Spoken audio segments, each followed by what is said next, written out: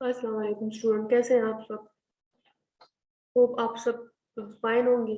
ठीक है। आज हमारा टॉपिक है रिस्पायरेटरी सिस्टम से रिलेटेड। नेक्स्ट वन टॉपिक है and this is called the bronchi. Bronchi के सिंगल को हमारे पास टू ब्रोंकाई होते हैं, बेसिकली टू ब्रोंकस होते हैं। टू ब्रोंकस को मिलाकर हम लोग उसको क्या कहेंगे? Will call them bronchi. अच्छा, पहले इसकी जनरल इनॉर्डर पढ़ लेते हैं, फिर इसके फंक्शन पे आते हैं। ठीक है। अच्छा, व्हेन द ट्रेकिया डिवाइड्स, जब ट्रेकिया डिवाइड होगा, जैसे नेक्स्ट लेक्चर मैंने आप लोग को ट्रेकिया के बारे में एक्सप्लेन करवाया था, द टू ब्रोंकाई फॉर्म। अब हमारे पास कितने बड़े ब्रोंकाई बनेंगे? टू ब्रोंकाई बनेंगे। At the level of which vertebra? Fifth thoracic vertebra. The right bronchus जो है वो इज वाइडर, मतलब वो थोड़ा सा मोटा होता है, ठीक है, शॉर्टर, थोड़ा सा छोटा होगा देन व्हाट? Left bronchus. अच्छा, हमारे पास ब्रोंकियल ट्री जो है वो कंप्लीट कितने पे डिवाइड होती है? राइट ब्रोंकस पे आते हैं first. It is approximately about 2.5 centimetre long. ये हमारे पास 2 से लेकर 5 सेंटीमीटर तक लॉन्ग होगा। आफ्टर एंटरिंग द लंग्स, जब ये लंग्स के अंदर इंटर हो जाएगा, और जिस पार्ट में इंटर होगा उस पार्ट को हम लोग क्या कहेंगे? Will call it helium. It divide into 3 branches. Remember one thing, ये जो 3 ब्रांचेस है ये इंपॉर्टेंट है और ये एमसीक्यूज में आ सकता है, इनॉर्गेनिक एमसीक्यूज में, नॉट इन फिजियोलॉजी। ठीक है। One of each passes to each lobe, मतलब 3 ब्रांचेस हैं तो हर एक ब्रांच एक एक लोब में डिवाइड इंटर होगा। ईच ब्रोंकस जो है वो then divides up into numerous. Numerous का मतलब क्या होगा? What is mean by numerous? Numerous mean many, many small branches में ये डिवाइड होगा। आते हैं next one is what? It is left bronchus. Left bronchus की जो लेंथ है वो 5 सेंटीमीटर लॉन्ग है। ये देखिए, ये दैट इज अबाउट 2.5 सेंटीमीटर, और ये हमारे पास कितने सेंटीमीटर लॉन्ग है? 5 सेंटीमीटर। और ये क्या है? ये वाइडर है, मतलब मोटा, left right bronchus. And it is what? It is narrower. Narrower का मतलब होता है थोड़ा सा तंग होगा। After entering into the not right lung, ठीक है, इनटू द लेफ्ट लंग, ठीक है, इट डिवाइड इनटू 2 ब्रांचेस। अब ये देखिए, यहाँ पर हमारे पास ये फर्दर डिवाइड कितने में होगा? 2 ब्रांचेस में डिवाइड हो जाता है। अब इसकी मैं फर्दर फिर डायग्राम भी दिखाती हूँ। नेक्स्ट स्लाइड की तरफ आते हैं। इसका फंक्शन अभी देखिए, each of goes to one of each goes to lobe, each lobe, ठीक है। अब हर एक जो है वो 2 लोब है, अब 2 ब्रांचेस में डिवाइड है, जिसके साथ हमारे पास समझ आ जाना चाहिए कि जो लेफ्ट लंग है उसके कंसिडर है 2 लोब में। अच्छा, then each bronchus is further divided into bronchioles. अब ये फर्दर डिवाइड किस में होगा? ब्रोंक्यूल में। देन टर्मिनल ब्रोंक्यूल में, ठीक है, देन रिस्पिरेटरी ब्रोंक्यूल में, देन हमारे पास क्या आएगा बच्चे? Alveolar duct, and finally what? Finally alveoli. इसकी मैं अभी डायग्राम आपको दिखाती हूँ, तो इसके डायग्राम आप लोग देख लें। अच्छा, ये आपको जो जनरल रिस्पिरेटरी सिस्टम है, ठीक है, ये रिस्पिरेटरी सिस्टम का पार्ट है। अब ये देखिए, ये नोज, नोज से ईयर इंटर होगा, ठीक है।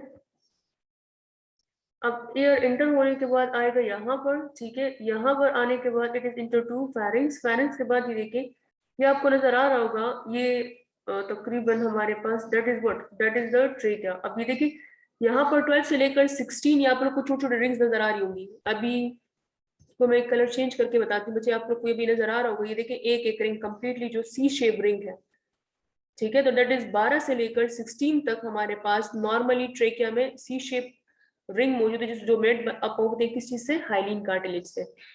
अभी देखिए, ये जो ट्रेकिया है ये मजीद नीचे आकर हम आप लोग को अभी इस डायग्राम में नजर आ रहा होगा, ये 2 ब्रांचेस में डिवाइड होगा। ये देखिए, एक ये ब्रांच गई है और एक ये ब्रांच गई है, ठीक है।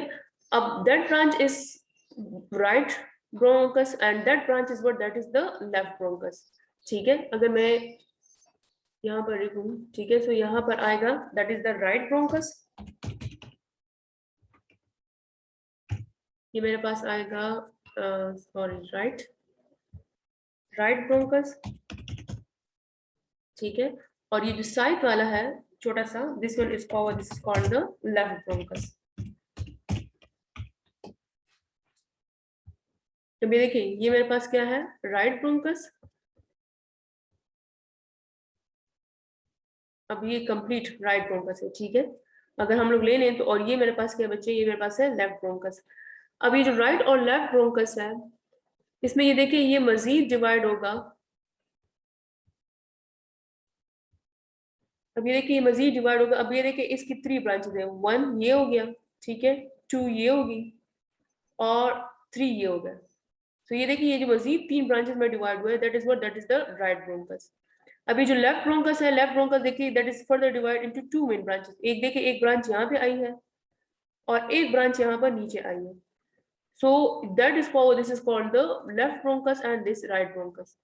अच्छा, जिस पार्ट में ये इंटर होता है, इस पार्ट को, ये वाली एरिया जो है जहां पर ये इंटर होगा, ठीक है, तो ये वाली एरिया हमारे पास क्या कहलाएगी, we will call them what, hilum. जिस एरिया में ये इंटर होगा हम लोग इस एरिया को क्या कहेंगे, we will call them helium.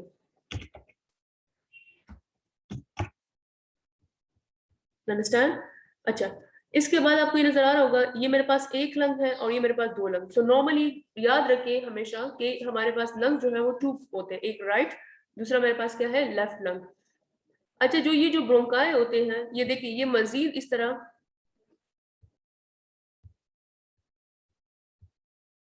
अभी देखें ये जो ब्रोंकाई है, ये मजीद देखें, एक ये ब्रांच होगी और एक ये, that is called, this is called, कौन सी ब्रांच में डिवाइड होगा, जिसको हम लोग क्या कहेंगे, वी कॉल देम ब्रोंक्यूल में। ये देखिए आप लोग को नजर आ रहा होगा, that is called what, bronchiole.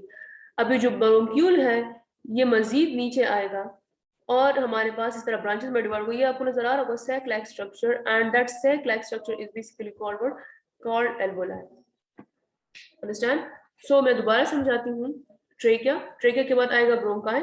Bronchi are further divide into right bronchus and left bronchus. Right bronchus देखें ये डिवाइड इनटू 3 मेन ब्रांचेस, इसको मैं दोबारा समरी में करवा रही हूँ। और जो लेफ्ट ब्रोंकस है वो मजीद कितने डिवाइड है, 2 ब्रांचेस में। फिर ये जो लेफ्ट और राइट ब्रोंकस है ये मजीद इंटर होगा, और ये देखिए बैलून लाइक स्ट्रक्चर है, और इस बैलून लाइक स्ट्रक्चर को हम लोग क्या कहते हैं, एल्वोलाई। अभी आपको नजर आ रहा होगा एल्वोलाई के सराउंडिंग, इस डायग्राम में ये आपको पर्दा नजर आ रहा होगा, ठीक है। Lungs is basically surrounded by a membrane and that membrane is called, this is called the pleura. और जिस कैविटी में मौजूद होती है, देखिए ये लंग्स इस कंप्लीट कैविटी में मौजूद है, तो इसको हम लोग कहते हैं प्लूरल कैविटी। ये देखिए इस खाने को, ठीक है, तो इस खाने को हम लोग कंप्लीटली क्या करेंगे, we call them what, pleural cavity.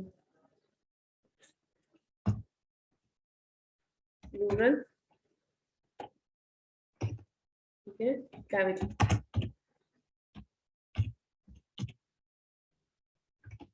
Pleural cavity हमारे पास चला है।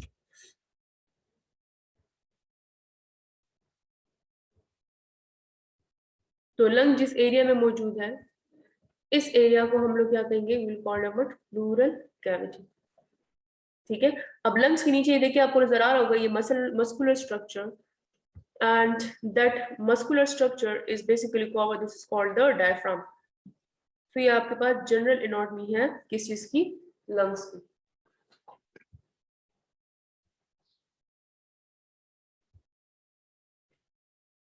ओके, नेक्स्ट वन आज अभी पढ़ते हैं, उसका दूसरा पार्ट जो अभी मैंने डायग्राम में करवा दिया वो लंग्स है, ठीक है। देयर आर 2 लंग्स जो कि मैंने आपको एक्सप्लेन करवाया। लैंग्वेज कैविटी, थोरेसिक कैविटी भी हम लोग इसको कहते हैं और प्लूरल कैविटी भी इसको कहते हैं, ठीक है। The lungs are pair of respiratory organ. Pair का मतलब क्या होगा, यहाँ पर ये जो पेयर कवर्ड है, what is mean by pair, pair का मतलब यहाँ पे होगा जोड़ा, ठीक है। तो that is what, that is a pair of respiratory organ. Lungs are spongy in texture, basically spongy nature के होते हैं, and they are cone shaped, having base, इसका बेस होगा, एपेक्स होगा, बेस होगा, कॉस्टल सरफेस होगा एंड मीडियल सरफेस होगा। अच्छा, अब हम लोग फिजियोलॉजी पढ़ रहे हैं, मैंने आप लोग को जनरल एनाटॉमी लंग्स की करवा दी है डायग्राम में। तो हम लोग फिजियोलॉजी पढ़ रहे हैं तो हमारा काम ज्यादातर किससे होगा, फंक्शन से रिलेटेड है। तो मोस्ट इंपॉर्टेंट हमारे पास क्या आएगा, function of lungs. Function of lungs जो है वो बेसिकली हमारे पास क्या कहलाएगा, we will call it respiration, it's help in respiration. अब रिस्पायरेशन क्या है कि the lungs inspire oxygen. Inspire का मतलब क्या होता है कि हमारे पास लंग्स, आप क्या करते हो, इंस्पायर मतलब इंटर करना। जब आप ईयर को इंटर करते हो तो इस एयर को इंटर करने को हम लोग क्या कहेंगे, एक्सपायर, ठीक है। और हम लोग क्या इंटर करते हो, ऑक्सीजन। एंड एक्सपायर, एक्सपायर किसे कहते हैं, आउटसाइड। कोई भी चीज आप बाहर निकालते हो,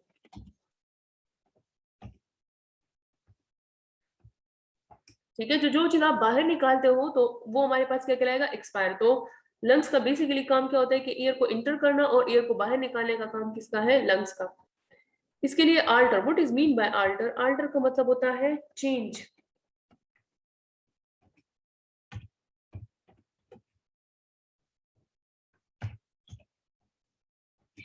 change the pH of the body. When the body pH, ठीक है, डिक्रीजेस, लंग इंक्रीजेस। अब लंग इसको इंक्रीज करेगा because what? Ventilation process and vice versa, so the pH is going to what? Normal. Remember one thing के carbon dioxide की वजह से हमारे पास बेसिकली यहाँ पर क्या बनेगा? ब्लड में बनता है कार्बोनिक एसिड, और कार्बोनिक एसिड की वजह से, तो मैं यहाँ पे आपको करवाऊं कि कार्बोनिक एसिड का मेन फंक्शन क्या है, कि ये कार्बोनिक एसिड है, ठीक है, जो कि बेसिकली कार्बन डाइऑक्साइड से बना, या कार्बोनेट आयन और बाइकार्बोनेट आयन। अब कार्बोनेट आयन और बाइकार्बोनेट के आयन की वजह से, कार्बोनेट एंड बाइकार्बोनेट आयन की वजह से, कार्बोनेट एंड बाइकार्बोनेट आयन की वजह से हमारे पास पीएच क्या होगा? वो बॉडी का पीएच मेंटेन रहता है। तो ये जो पीएच को मेंटेन करने का काम किसका? यहाँ पर बचे हमारे पास कार्बोनेट एंड बाइकार्बोनेट आयन। और ये नाम सारे किस चीज से बना है हमारे पास? कार्बन डाइऑक्साइड से, ठीक है। नेक्स्ट वन क्या है? It convert angiotensin 1 to angiotensin 2।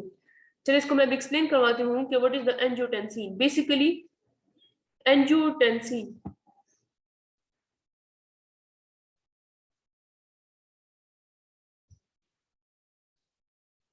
इसको मैं एक्सप्लेन करवाती हूँ बच्चे बोर्ड के through.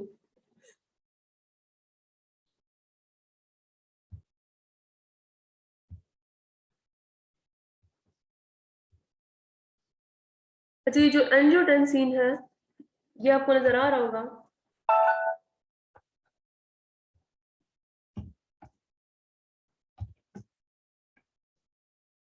Angiotensin is produced by what? It is produced by the liver. Angiotensin को प्रोड्यूस करने का काम यहाँ पर किसका है बच्चे? हमारे पास लिवर का है, ठीक है। तो angiotensin, that is the angiotensinogen. अब एंजियोटेंसिनोजिन जो है इसको प्रोड्यूस कौन करेगा? इसको प्रोड्यूस करेगा लिवर, ठीक है। तो लिवर इस चीज को प्रोड्यूस करेगा, ठीक है। अब लिवर एंजियोटेंसिनोजिन इज बेसिकली होता क्या है? एंजियोटेंसिनोजिन इज नॉर्मल कंडीशन में हमारे पास क्या है? प्रोटीन है, दैट इज अ प्रोटीन। अब नॉर्मली प्रोटीन है, और ये प्रोटीन जो है angiotensinogen, it is release in the blood.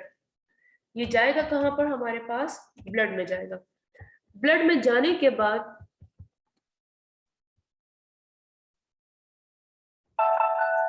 ये ब्लड में जाएगा। इधर हमारे पास किडनी जो है वो एक दूसरा एंजाइम रिलीज करता है, और इस एंजाइम को हम लोग क्या कहते हैं? Will call them what? Renin. ये देखिए आप लोग को नजर आ रहा है। तो लिवर किस चीज को सिक्रीट करेगा?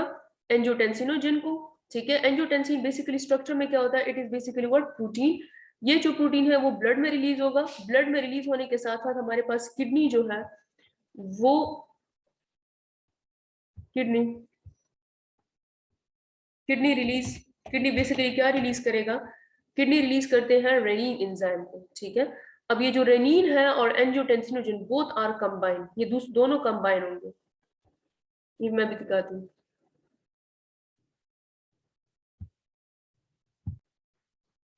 अब देखें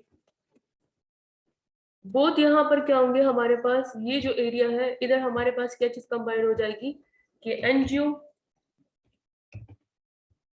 एंजियोटेंसिन जो है, एंजियोटेंसिनोजिन, एंजियो, ठीक है, टेंसिनोजिन, जिसको अभी किसने रिलीज किया? अभी मैंने लेक्चर में करवाया, किसने रिलीज किया? लिवर ने रिलीज किया। एंजियोटेंसिनोजिन प्लस हमारे पास साथ साथ में क्या हुआ? रेनिन हो गया।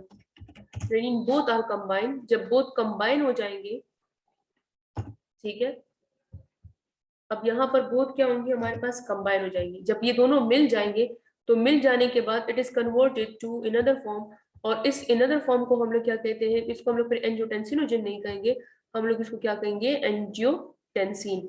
अब ये जो एंजियोटेंसिन है ये लंग्स के हमारे पास यहाँ पर एल्वोला है।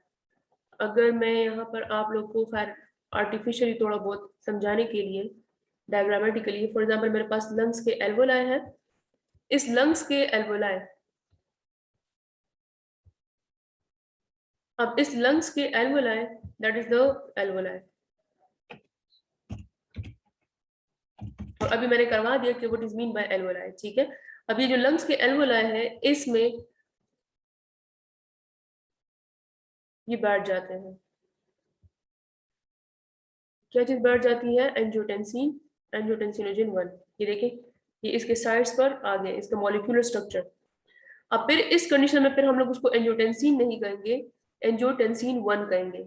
एंजियोटेंसिन 1 एल्वोलाई के साइड पर रिलीज बैठ जाते हैं, ठीक है। इसी टाइम पर हमारे पास एट दैट टाइम लंग्स जो होते हैं, ठीक है, वो रिलीज करता है किस चीज को, एंजाइम को, और उस एंजाइम को हम लोग क्या कहते हैं, we will call them angiotensin converting enzyme. नजर आ रहा है आप लोग को ना कि हम लोग इसको क्या कहेंगे, will call them angiotensin converting enzyme, it is release by what, lungs. और एंजियोटेंसिन 1 जो है वो कहाँ चला गया है, वो किधर गया हमारे पास, ये जो एंजियोटेंसिन 1 है ये कहाँ गया, ये लंग्स के एल्वोलाई के साइड पर गया। और उसी टाइम पर जो लंग्स के एल्वोलाई हैं और ब्लड वेसल्स हैं वो हमारे पास एक एंजाइम रिलीज करते हैं, और इस एंजाइम को हम लोग क्या कहते हैं, we will call them angiotensin converting enzyme, या इसको कहेंगे एज। अच्छा, what is the function of this ACE, ये एज यहाँ पर मैंने आपको ये देखिए इस फॉर्मूले में करवाया कि इट कन्वर्ट बेसिकली एंजियोटेंसिन 1 को एंजियोटेंसिन 2 में कन्वर्ट करने का काम किसका है, एज एंजाइम का। अंडरस्टैंड कि एंजियोटेंसिन 1 को, ठीक है, एंजियोटेंसिन 2 में कन्वर्ट करने का काम किसका है, एज का। मैं दोबारा समरी समझाती हूँ। अभी मैंने आपको करवाया कि यहाँ पर जो लिवर है, ठीक है, लिवर ने किस चीज को रिलीज किया था, एंजियोटेंसिनोजन को, और मैंने आपको डायग्रामेटिकली बताया कि किडनी ने किस चीज को रिलीज किया, रेनिन को। बोथ आर कंबाइंड टुगेदर और हमारे पास क्या बना, एंजियोटेंसिन 1 बना। एंजियोटेंसिन 1 एल्वोलाई के साइड पर, ब्लड वेसल के साइड पर बैठ जाता है। एट दैट टाइम लंग्स जो है वो रिलीज करते हैं एंजाइम को, जिसको हम लोग कहते हैं एज एंजाइम। एज एंजाइम क्या करेगा, एंजियोटेंसिन 1 को कन्वर्ट किस फॉर्म में करेगा, एंजियोटेंसिन 2 में। अब what is the function of angiotensin 2, आते हैं फंक्शंस पे, इसका मेन फंक्शन क्या है, ठीक है। अब जाहिर आप लोगों को अभी तो ये पढ़ लिया कि ये एंजियोटेंसिन 1 को कन्वर्ट करता है एंजियोटेंसिन 2 में, लेकिन इसका मेन फंक्शन क्या होता है, sympathetic stimulation. What is sympathetic stimulation, that is, इसका मतलब होता है कि emergency response of the body, ठीक है। अभी मैं,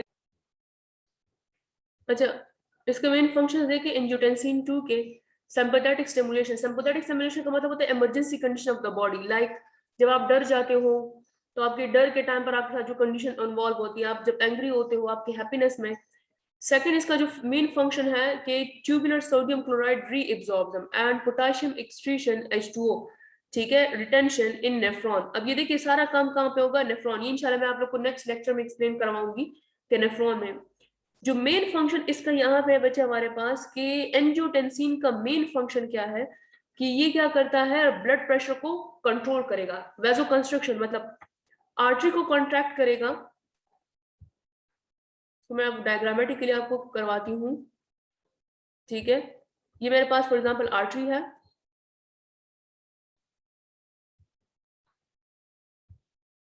ये एक लाइन, और नेक्स्ट वन ये है दूसरे, ठीक है। तो ये मेरे पास आर्टरी है, ये आर्टरी की नॉर्मल पोजीशन है। तो इस आर्टरी को कंट्रैक्ट करने का काम किसका है बच्चे, हमारे पास एंजियोटेंसिन 2 का, और ये ब्लड प्रेशर को क्या करता है, राइज करेगा। इसके अलावा पिट्यूटरी ग्लैंड को भी कंट्रोल करता है, और साथ साथ में एडीएच हेल्प जो है वो किडनी वाटर रीएब्जॉर्प्शन, मतलब एडीएच की हेल्प करेगा ताकि वो वाटर को किडनी की एब्जॉर्प्शन में हेल्प करेगा। तो ये जो है ये फंक्शन था एंजियोटेंसिन किस चीज का, 2 का। अभी मैं आपको वीडियो दिखाती हूँ तो उस वीडियो से फिर आपको सही समझ आएगी बच्चे, और that is present in the YouTube, आप इसको यूट्यूब से आसानी से वो कर सकते हो। Aldosterone system. The renin-angiotensin-aldosterone system is a classic endocrine system that helps to regulate long-term blood pressure and extracellular volume in the body. The system begins with the release of angiotensinogen into circulation by the liver. This may अभी मैंने आपको कहा कि liver जो है वो क्या release करता है, एंजियोटेंसिनोजन 1 को, सॉरी एंजियोटेंसिनोजन को। ये देखिए आपको नजर आ रहा होगा। be in response to low blood pressure and adverse changes in sodium concentrations. An enzyme, renin, is अभी आपको मैंने ये भी कहा कि किडनी क्या रिलीज करता है, एंजाइम जिसको हम लोग क्या कहते हैं, रेनिन। ठीक है, रेनिन और एंजियोटेंसिनोजन, इसको किसने रिलीज किया, लिवर ने रिलीज किया। secreted, which cleaves angiotensinogen to form the अभी देखिए इसने किसको करवाया, एंजियोटेंसिनो 1 बनाया, inactive decapeptide angiotensin 1. Further transformation of angiotensin is carried out by अभी देखिए लंग्स जो है वो क्या एंजाइम रिलीज कर रहा है, एज। अभी मैंने कहा ना angiotensin converting enzyme, angiotensin converting enzyme or ACE. This is predominantly found in the pulmonary circulation. However, ACE is also produced in the vascular endothelium of many tissues, including the kidney, adrenal gland, brain, and heart. The angiotensin converting enzyme converts the inactive precursor angiotensin 1 into the vasoactive peptide angiotensin 2. अभी मैंने कहा ना कि as angiotensin 1 को convert किस form में करेगा, angiotensin 2 को। ठीक है, In addition, alternative pathways exist that do not rely on either renin or ACE. In non-renin pathways, enzymes like tonin and cathepsin D अच्छा जरूरी नहीं है कि इसमें रेनिन हो, समटाइम रेनिन ना होने की वजह से भी आप दूसरे मुख्तलिफ चीजें जिस तरह टोनिन हो गया, ठीक है, और ये जो कैथेप्सिन है ये क्या करेगा, ये भी एंजियोटेंसिन 1 बनाता है। ठीक है, release angiotensin 1 from angiotensinogen and tissue plasminogen activator or TPA, and can make angiotensin 2 directly from angiotensinogen. This bypasses the midway production of angiotensin 1. Enzymes like chymase can form angiotensin 2 from angiotensin. अभी देखिए इन्होंने मुख्तलिफ तरीके बताए हैं कि आपके पास जरूरी नहीं है कि एंजियोटेंसिन 1 जो मैं स्टेप बताया उसके through, sometime non renin pathway, ये देखिए non renin pathway, non S pathway, इसके थ्रू भी आपके पास एंजियोटेंसिन 2 बनता है। 1 via an ACE independent pathway. Angiotensin converting enzyme also degrades bradykinin, which is required for synthesis of a major vasodilator, nitric oxide. Angiotensin 2 binds AT1 receptors expressed on the surface of vascular endothelium and impairs nitric oxide synthesis as well. Reduced bioavailability of nitric oxide combined with the stimulation of AT1 receptors on smooth muscle cells causes vasoconstriction. अब इसका मायना कि angiotensin 1 जो है ये मुख्तलिफ receptor के साथ बाइंड होकर बेसिकली इसका मेन काम क्या है, बच्चे के वेसल्स को क्या करेगा, कंस्ट्रिक्ट करेगा। अब आपको नजर आ गया, तो वेसल्स तंग होने की वजह से हमारे पास पेशेंट का ब्लड प्रेशर या पर्सन का ब्लड प्रेशर क्या हो जाता है, वो राइज हो जाता है। In addition to a vasoconstriction effect, stimulation of AT1 receptor causes the adrenal glands to release the hormone aldosterone. अभी देखिए एड्रीनल ग्लैंड जो है वो हमारे पास दूसरी साइड पे किसको कंट्रोल करता है, एड्रीनल ग्लैंड को, ताकि वो किस चीज को रिलीज करे, एल्डोस्टेरोन को, resulting in sodium retention. ये भी है इस फंक्शन में। ठीक है, जो अभी मैंने आपको स्टेप बाय स्टेप फंक्शन करवाए थे वो उसमें है सोडियम रिटेंशन, ये सोडियम रिटेंशन करेगा। Combined with vasoconstriction, this increases blood pressure. अभी देखिए In the final stages of RAS, the kidney reduces the production of renin. Most of the known actions of angiotensin समझ आ गई आप लोगों को कि बेसिकली जो एंजियोटेंसिन है उसका मेन फंक्शन क्या है, कि एंजियोटेंसिन 2 जो है वो ज्यादातर ब्लड प्रेशर को राइज करने में क्या करेगा, हेल्प करेगा, लेकिन इसकी मदद कौन करेगा, एल्डोस्टेरोन। इसीलिए जो हाई बीपी वाले पेशेंट होते हैं उनको अगर हम लोग दवाई देते हैं तो उसके साथ अक्सर देखिए एज इनहिबिटर ड्रग का यूज किया जाता है, मतलब एंजियोटेंसिन कन्वर्टिंग एंजाइम इनहिबिटर के ड्रग को हम लोग ज्यादातर देते हैं। तो आई होप सो कि आज आप लोगों ने पढ़ लिया होगा। मैं समरी पे आती हूँ, हम लोगों ने समरी में क्या क्या पढ़ा, ठीक है, लेकिन यहाँ तक अगर किसी पॉइंट में कोई पॉइंट में समझ ना आई हो तो आप लोग आसानी से क्वेश्चन करके पूछ सकते हैं बच्चे। are mediated through the AT1 receptors, which can be found in the kidney, heart. अभी देखिए सारे के सारे इसके सारे एक काम है, वाजो कंस्ट्रक्शन करेगा, सोडियम रिटेंशन करेगा, वाटर रिटेंशन करता है, सेल ग्रोथ करता है, फाइब्रोसिस करता है। खैर ये आप लोग के लेवल का नहीं है, इन्फ्लेमेशन करेगा और ये जो चीजें हैं ये आप लोग के लेवल का नहीं है, लेकिन ये देखिए activation of sympathetic nervous system, मैंने आपको कहा ना emergency response of the body, ये सारे काम जो है वो आपके पास ये रिसेप्टर करता है, और ये रिसेप्टर को एक्टिवेट कौन करेगा? It is activated by angiotensin 2। मैं दोबारा समझा रही हूँ बच्चे, हमारे पास बेसिकली फंक्शन ऑफ लंग था, ठीक है। तो फंक्शन ऑफ लंग में क्या है? रिस्पायरेशन है, ठीक है, मतलब वो सांस लेने में हेल्प करेगा, पीएच को चेंज करने में हेल्प करता है, और बेसिकली इसका फंक्शन क्या होता है? एंजियोटेंसिन 1 को कन्वर्ट किस फॉर्म में करेगा? एंजियोटेंसिन 2 में, ठीक है। अच्छा, दूसरा क्या है कि may serve as a layer of soft, ये क्या करेगा? May serve as a layer of soft and shock absorbent, so protect the heart. Normally lungs के बीच में मेडिएस्टिनम में हमारे पास क्या मौजूद होता है? हार्ट मौजूद है, तो हार्ट को प्रोटेक्ट करने का काम भी किसका बचे हमारे पास? That is the lungs. तो आई होप सो कि आप लोग को आज का लेक्चर समझ आ गया होगा, और अगर आज के लेक्चर में आप लोगों को कोई कंफ्यूजन है तो आप लोग बड़ी आसानी से क्वेश्चन कर सकते हैं। और आज के लिए इतना काफी है। ओके, अल्लाह हाफिज।